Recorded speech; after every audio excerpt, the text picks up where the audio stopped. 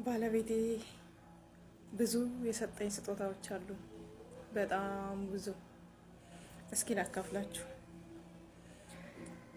ከነዛ ውስጥ በጣም የማረሳቸው 4 ውድ ስጦታዎች አሉ። መቼም በአይምሮዬ ሊጠፋ የማይችል ቀን እንኳን ብረሳው ማታ ማስታውሳቸው፣ ወደ መኝታዬ ሲሄድ ሁሌ እንቅልፍ የሚከለክሉኝ 4 ትልልቅ ስጦታዎችን ሰጥቶኝ ያውቃል። እስቲ ከነዛ ውስጥ ላካፍላችሁ። ምናልባት የውስጥን ታሪክ የሌላ ሰውን ነገር አውጥቶ ማውራት በሸሪያችንም ክልክል ይሆናል። ግን ደግሞ ምናልባት አንዳንድ ችግሮች ሲያወሯቸው ይቀላሉ። አንዳንድ ነገሮች ውስጥን ያማሉ እና እስቲ ላካፍላችሁ። ምናልባት እንደኔ ብዙ ሴቶች የተሰጣቸው ይኖራሉ። ከነዛም ውስጥ አንደኛው ባገባኝ በ3 ቀን የሰጠኝ ስጦታ ሲሆን፣ ሁለተኛው የመጀመሪያ ልጄን ነፍሰ ጡር ሆኜ፣ ሶስተኛው ሁለተኛ ልጄን በወለድኩ በ15 ቀን የሰጠኝ ስጦታ ነው። አግብቼ ልክ በ3ኛው ቀን እጄ ተመልሶ መስራት እንዳይችል ቅጥቅጥ ያደረገኝ ስጦታ ነው። ሁለተኛው 2009 ግንቦት 20 ረመዳን ቀኑ እሁድ ነበር። ተራዊ ሰግጄ ስወጣ በር ላይ ጠብቆ በጠረባ ካነጠፈኝ በኋላ እግሬን የሰበረኝ ነው። መነሳት አልቻልኩም ነበር። ሌላም ሰው ሮጦ አነሳኝ፣ ይዘውኝም አስገቡኝ። የሚገርማችሁ ነገር ግንቦት 20 ሰብሮኝ ግንቦት 22 ምጥ ያዘኝ። ግንቦት 24 ልጄን ተገላገልኩ። በአላህ እርዳታ እያነከስኩ ሄጄ ልጄን ይዤ መጣሁ። ሶስተኛው ልጄን ወልጄ በ15 ቀኔ ወገቤ መሀል ላይ ከፍሎ የቆረጠኝ ነበር። አሁን ሳወራችሁ ቀላል ሊመስል ይችላል። ለኔ በጣም ከባድ ወቅት የምለባት ቀን ነበረች። በጣም ያማል። አራስ ነበርኩኝ። የነበርኩበት ሁኔታም ደግሞ በጣም የሚያሳዝን ሁኔታ ነበር። በጣም ያም ነበር። ለረጅም ጊዜ ወገቤ ያመኝ ነበር እና ሰው ይዤ ነበር የምነሳው። የዛች ቀን ከሱ መፋታትን ወሰንኩኝ። ምክንያቱም የነበርኩበት ሁኔታ እንኳን ልመታ ልታቀፍ እንኳን የማሳሳበት ሁኔታ ነበር። ወልዳ በ15 ቀን ወገቧ የተቆረጠች የመጀመሪያ ኢትዮጵያዊ ሴት እሆናለሁ ብዬ አስባለሁ። እና በጣም ያማል። ማለት ብዙ ጊዜ ለራሳቸው ሞክራለሁ። ብዙ ጊዜ ያሳለፍኳቸውን ነገር ለመርሳት ሞክራለሁ። መደበቂያ ካገኘው ምንም ይሁን እደበቃለሁ። ሰው የሚያየው ፈገግታዬን፣ ስክሪን ሽቴ ብቻ ነው፣ ከላይ ያለው ከበሬ ብቻ ነው የሚያየው። ውስጤ ግን በጣም ደቋል።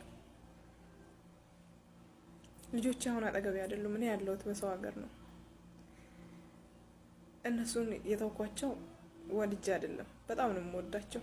በጣም ብዙ መስዋዕት ለነሱ ከፍያለሁ። ለነሱ ብዬ ብዙ ተአምራት፣ በቃ የሰው ልጅ ሊሰራ የማይችለውን ነገሮች ሰርቻለሁኝ በህይወቴ። ምናልባት በህይወት እንኳን ባልኖር ያሳለፍኩትን ነገር አሁን አያውቁም። የሆነ ቀን ግን የሚያውቁበትና የሚረዱበት ቀን ይመጣል። ምናልባት እኔ ኖሬ አላስረዳቸውም። ያሳለፍኩትን ነገር ልነግራቸውም እራሱ አልፈልግም። አሁንም የሚያዩት ነገር ብዙ ነበር፣ ያው ግን አይረዱም። ለልጆቼ ስል ብዙ መስዋዕትነትን ከፍያለሁ። ግን በጣም ከባድ ነው። ምናልባት እንደኔ በየቤቷ ብዙ ነገር የምታሳልፍ ሴት ትኖራለች። እንደዚህ አይነት ከባባድ ስጦታዎችን ከባሎች የምንቀበል ሴቶች እንኖራለን። እና ወንዶች ግን ማስተላለፍላችሁ መልእክት፣ ሴት ልጅ ብርጭቆ ብቻ አይደለችም፣ አይንም ጭምር ነች። አላህ ሱብሓነሁ ወተዓላ ለሰው ልጅ መስገድ ቢቻል ለባል ሲል የባልን ክብር ሊያሳየን እንጂ ሴትን ዝቅ አድርጎ ወይም ሴትን እንድትረገጥ ማዘዙ አይደለም። ብዙዎቻችን ግን ሸሪዓን የምንረዳው በተገላቢጦሽ ነው። 4 ማግባት ሲል እንደ ኩንታል መደራረብ አይደለም። ሁሉም ነገር አካሄዳና ስርዓት አለው። ስንቶቻችን እንደዚህ ሴቶችን የጎዳ ነው። እኔ ሰውነቴ ላይ ያለው ጠባሳ ሁሉ ድኗል። የአእምሮዬና የልቤ መቼም አይድንም። ሁሌም ከዛ ነገር ውስጥ መውጣት እፈልጋለሁ። ሁሌም መዳን እፈልጋለሁ። ግን ደግሞ አእምሮ ውስጥ የተሰነቀሩ ብዙ ነገሮች አሉ። በጣም የሚያሙ ጓደኛ፣ ዘመድ፣ እናት፣ አባት የማይረዳቸው ብዙ ነገሮች አሉ። ሰው የሚያዩ መሳቃችንን ቆመን መሄዳችንን ብቻ ነው። ግን በህይወታችን እንዳንድን የሚያደርጉ ጠባሳዎች፣ የወደፊት ህይወታችን ላይ ራሱ ምን ማድረግ እንዳለብን እንዳናቅ የሚያደርጉ ጠባሳዎች አሉ። በጣም የሚያሙ እና እባካችሁ በተለይ ወንዶች ሴትን ለመጉዳት አታስቡ። ምናልባት ከኔ ተቃራኒ ብዙ አይነት ነገሮችን የሰው ልጆች ያሳልፋሉና ሰውን ለመጉዳት ከማሰባችን በፊት ያ ሰው ሲጎዳ የሚሰማውን ስሜት ስለማናቅ ልናቆም አንችልም። መቼም አንረዳውም። ሰው ከመጉዳት ብንርቅ።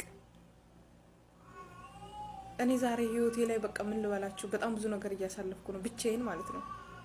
ዛሬ አልሐምዱሊላህ ጥሩ ቤት ነው ያጋጠመኝ፣ በሰላም እየሰራው ነው።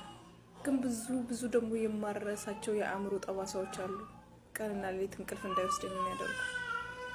እባካችሁ ከስተታችሁ ታቀቡ፣ አላህን ፍሩ።